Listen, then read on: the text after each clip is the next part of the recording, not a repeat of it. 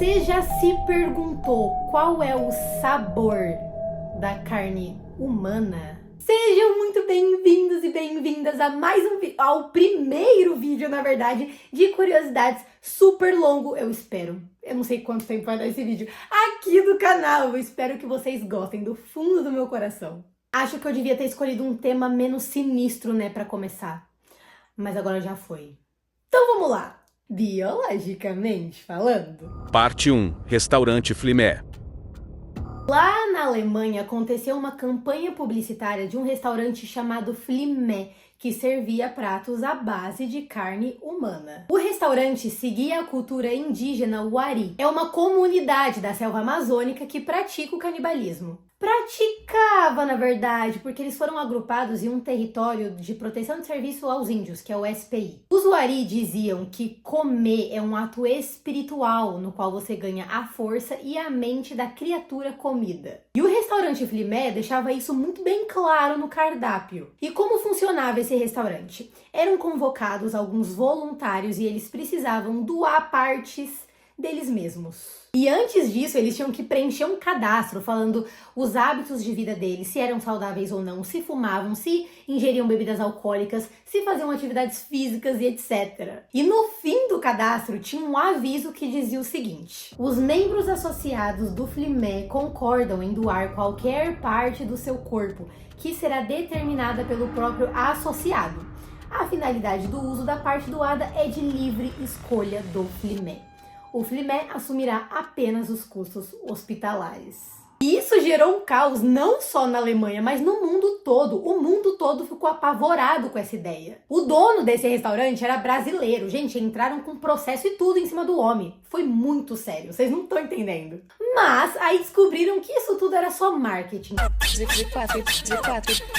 Foi um golpe publicitário do grupo Vebu, que é a Associação Alemã de Vegetarianos. Eles fizeram isso para denunciar o consumo de carne animal, porque eles defendiam que comer gente é igual comer animais. Na verdade é o contrário, comer animais é igual comer gente. Mal, confundi. E também que os grãos que a gente usa para dar de ração aos animais de criação, aos gados, podiam estar servindo para alimentar pessoas que estão passando fome. E depois do rebuliço que essa propaganda causou no mundo todo, e depois de descobrirem que era marketing, ficou a seguinte dúvida: qual será o sabor da carne humana? Foi então que um jornalista chamado Martin Robbins começou a buscar por relatos de gente que já tinha comido carne humana e descreveu o gosto. O primeiro relato que ele leu era do canibal de Rotemburgo, Armin Meiwes. Esse homem simplesmente jogava na internet buscando voluntários que desejassem ser comidos vivos.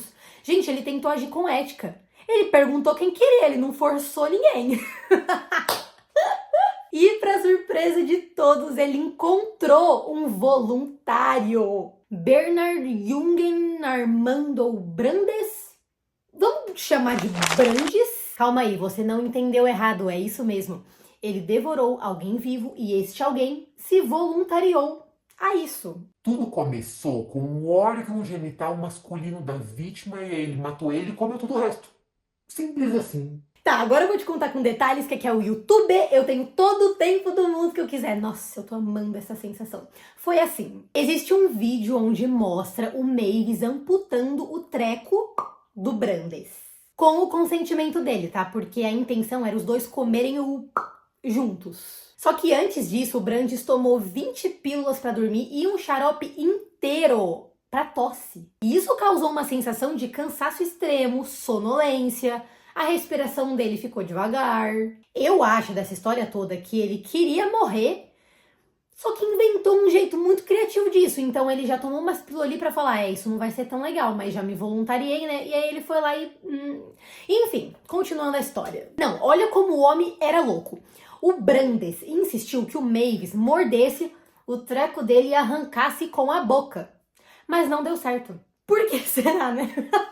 E aí ele tirou com uma faca mesmo. E aí o Brandes tentou comer o próprio treco, né, enfim. Mas aí ele falou que não conseguiu porque era difícil de mastigar, era muito difícil de engolir, era chicletento. Sabe quando você come coisa que é chicletudo, assim, ó?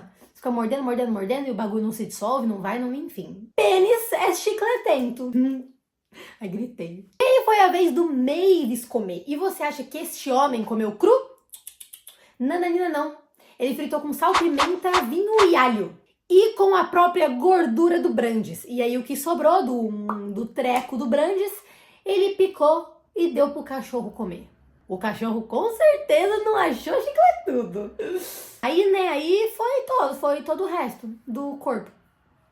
E por curiosidade, a casa onde aconteceu isso foi destruída por um incêndio ano passado, em 2023. Gente, isso não é antigo não. Esse caso não é tão antigo não. Isso aconteceu em 2001. Eu nascendo e o povo comendo o treco dos outros. Anos mais tarde, condenado à prisão perpétua, o canibal de Rotemburgo disse o seu relato sobre o gosto. Ele disse que achou a carne um pouco dura e tinha sabor de porco, um pouco mais amargo e mais forte. O vídeo gravado tem mais de 4 horas e ele jamais se tornou público. Não adianta pesquisar, seu esquisito. Enquanto ele estava na prisão, ele se tornou vegetariano. Ai, que engraçado. Parte 2. As pessoas estavam comendo carne humana e não sabiam. O sabor ser parecido com o de porco bate com outros relatos que a gente tem. O polonês Karl Denk e o alemão Fritz Haarmann mataram dezenas de pessoas e vendiam as carnes dessas pessoas no mercado, como se fossem carne de porco. Ai, mas as pessoas comiam? Uai! Tava escrito carne de porco? Como você sabe que a carne que você come é realmente de porco? Hein? Karl Denk foi um dos maiores serial killers do século XX. Ele era adepto à música e à religião. Ele tocava órgão na igreja, enquanto fiéis oravam. Ele era uma pessoa caridosa. Ele dava refeições quentinhas para pessoas que moravam na rua, oferecendo amor e conforto para elas. Mas o que ninguém sabia e ninguém suspeitava, porque ele tinha uma aparência inofensiva, é que ele matava essas pessoas que ele alimentava e comia. Nossa, tipo a bruxa do João e Maria, alimenta pra comer. Uai, genial. Vamos voltar um pouco no tempo. Quando ele tinha 12 anos, ele fugiu de casa e foi se tornar aprendiz de jardineiro. Ele já vinha de uma família bem rica, inclusive de agricultores. Quando seu pai morreu, ele herdou a fazenda, mas o negócio fracassou. Então ele liquidou tudo mesmo, pegou o dinheiro e começou a alugar a loja do lado. Nessa loja ele vendia um pouco de tudo, desde cintos de couro a alimentos. Inclusive um dos alimentos era carne de porco, em conserva. Plot twist, ele jamais matou um porco, mas sim pessoas. E sabe o cinto de couro, suspensório, cadarços de couro que ele vendia? Era tudo de pele de animal. Mas como que ele fazia para levar as pessoas de Americanas?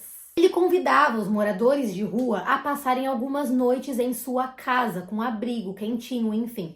Olha que homem bonzinho, gente! E todos que entravam jamais saíam. E as carnes de porco dele faziam sucesso, muita gente comprava, porque na época estava tendo uma crise de escassez de alimentos na Prússia. Então as pessoas estavam se deliciando com carne humana e não faziam a menor ideia. Mas tudo isso acabou quando uma vítima conseguiu escapar. O homem saiu gritando, ensanguentado, correndo, sem roupa, gritando socorro, e foi o vizinho do Denk que foi ajudar o homem. Denk foi preso no dia 21 de dezembro de 1924 e ele se suicidou no mesmo dia em sua cela. 3 dias depois, dia 24 de dezembro do mesmo ano, os investigadores entraram no apartamento, na casa de Denk, para investigar ali, e a primeira coisa que eles sentiram foi o cheiro do vinagre.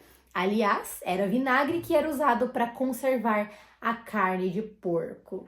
O armário estava cheio de roupa ensanguentada, havia pilhas e pilhas e pilhas de ossos que não eram de porcos e um monte de pote com carne dentro em conserva. Por que eu tô rindo? Gente, desculpa, é que enfim, vou ficar mais séria. Mas e o Fritz Haarmann? Haarmann era um homem muito simpático, reservado, mas era muito trabalhador. A família dele era completamente desestruturada. Ele era o mais novo entre 6 irmãos. Desde pequeno ele gostava de brincar com bonecas, se vestir com vestidos, e a mãe dele sempre apoiou isso, inclusive tratava ele como menina. Mas o pai, como vocês podem imaginar, jamais apoiou, e ele era alcoólatra, então houve diversas agressões com o filho. E quando o Fritz tinha 16 anos, o pai dele mandou ele para uma escola militar para ver se educava ele, se alinhava ele na Alemanha mesmo. Mas isso só piorou. Ele foi diagnosticado com epilepsia e abusou sexualmente de diversos meninos na escola militar. Adivinhem? Ele foi expulso e foi encaminhado para um asilo mental, que chamavam assim, que é o hospital psiquiátrico. Ele ficou lá 6 meses e fugiu para a Suíça. Aí ele chegou a se casar com uma mulher, mas durou pouco, eles se separaram. E aí ele voltou para a Alemanha para completar o serviço militar, mas ele tinha uma instabilidade mental muito grande, então ele foi considerado deficiente. Beleza, agora vocês conhecem a história de vida dele, que foi bem difícil. E só quando ele tinha 40 anos de idade que ele foi cometer o primeiro homicídio dele.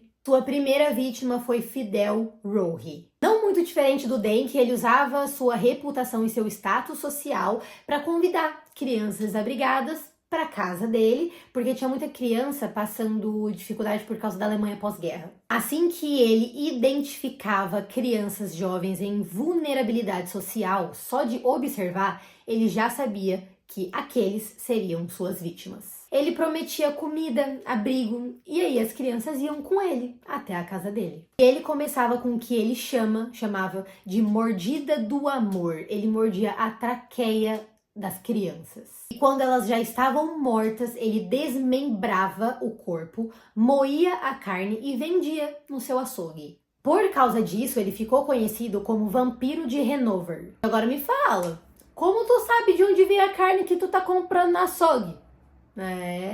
Fritz matou mais de 20 crianças e foi condenado à guilhotina em 1925. Parte 3. Pessoas realmente têm sabor de porco?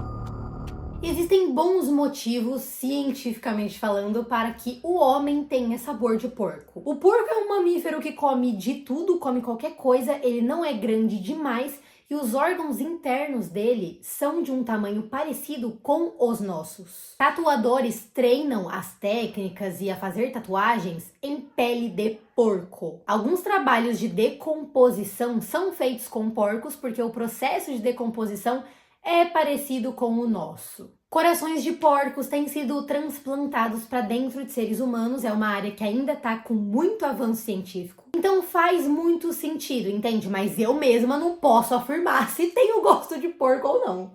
Parte 4. William Seabrook, um jornalista curioso. Nem todo mundo que já comeu carne de seres humanos concorda que tenha gosto de porco. Nicholas Cocaine, conhecido como canibal de Rouen. Em 2007, ele estava preso por tentativa de estupro. Gente, 2007, isso tudo aqui, é recente. E enquanto ele estava preso, ele brigou com seu colega de cela, que chamava Thierry Baldry, por causa de uma divergência sobre a limpeza da cela deles. Ai, que futilidade. Ele matou o Thierry no soco, avançou contra ele com uma tesoura e asfixiou ele com uma sacola de plástico. Depois disso, ele usou uma lâmina de barbear para abrir o tórax dele, retirar um pedacinho do pulmão e comer. E ele disse que a sua intenção era se apoderar da alma do morto. E quanto ao gosto, ele disse: é bom, tem gosto de cervo e é macio. E a gente ainda tem o famoso jornalista do The New York Times, William Seabrook. Em 1920, ele decidiu viajar pelo mundo e foi quando ele estava na África que ele se questionou sobre qual seria o sabor da carne humana. Se questionou sobre o canibalismo. Quem nunca, né? Se questionou sobre isso. E lá na África, ele encontrou uma tribo de antropófagos que comiam os inimigos mortos em combate. E aí ele foi lá trocar uma ideia, ver se podia participar das tradições. Ele perguntou a um dos guerreiros dessa tribo quais eram as melhores partes para se comer. E o guerreiro respondeu: as costas inteiras, o fígado, o coração e o cérebro. Mas outro guerreiro lhe disse que a palma das mãos era a parte mais macia e deliciosa de todas. Gente, a minha mão, a palma da minha mão não deve ter um grama de carne. Olha isso aqui. Minha mão é lisa. Olha aqui. Não tem carne aqui. Como isso aqui pode ser bom? Mas, para tristeza de Seabrook, não deixaram ele comer carne humana. Talvez porque ele não era um guerreiro, talvez porque ele não era um deles. E aí deram para ele carne de macaco. Só piora. E aí foi isso, ele não conseguiu satisfazer o seu desejo e aí ele voltou para a França. E ele ainda se questionava qual será que é o sabor da carne humana. E aí, finalmente, ele conseguiu um pedaço de carne humana com um aluno de medicina da Universidade de Sorbonne. Ele disse que cozinhou a carne como se tivesse feito um bife de carne de vaca, serviu-se de um copo de vinho, uma porção de arroz e, por fim, provou a carne. Aquilo se parecia com uma boa carne de vitela bem desenvolvida. Não jovem demais, mas ainda não uma vaca. Era sim, sem a menor dúvida, e não se parecia com nenhuma outra carne que eu já tenha provado. Era tão próxima de uma boa carne de vitela bem desenvolvida que creio que ninguém que seja dotado de um paladar comum e de uma sensibilidade normal conseguiria distingui-la da vitela. Era uma carne boa e suave, sem o gosto marcado ou forte que podem ter, por exemplo, a cabra, a carne de caça ou o porco. E quanto à lenda do gosto do porco, repetida em 1000 histórias e recopiada em uma centena de livros, ela é total e completamente falsa. Ele descreveu tudo isso no livro que ele escreveu, que chama Jungle Ways, para quem quiser ler mais sobre o assunto. Então, afinal, qual é o sabor da carne humana? Parte 5. Veredito final. Descrever um sabor é algo muito pessoal. O sabor reúne sensações do paladar, do nariz e também das experiências de todos os gostos que já sentimos na nossa vida. Eu, por exemplo, não gosto de carne de porco, o sabor não me agrada, o cheiro não me agrada, mas tem pessoas que amam carne de porco. E por que a gente tem essas diferenças?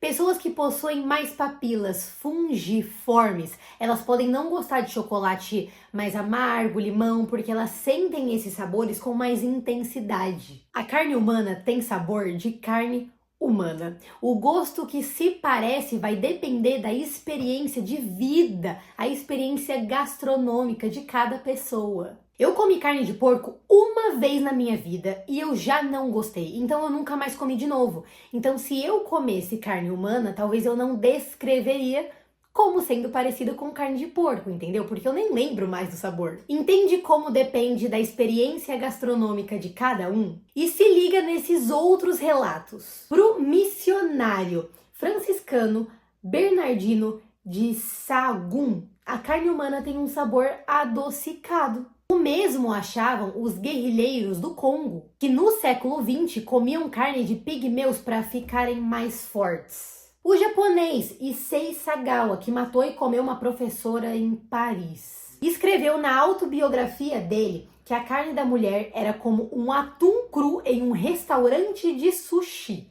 Já para o americano Albert Fish, que assassinava crianças, o gosto parecia carne de vitela, delicada e macia. E durante a segunda viagem de Cristóvão Colombo às Américas, o médico da expedição, que era Diego Álvares Chanca, descreveu que na casa dos índios caraíbas encontravam-se muitos ossos humanos e que eles afirmavam que a carne do homem é tão boa para comer que nada no mundo lhe pode ser comparado. Ou seja, não podemos afirmar qual que é o gosto da carne humana. E eu espero que nenhum de vocês que esteja me assistindo possam me afirmar também.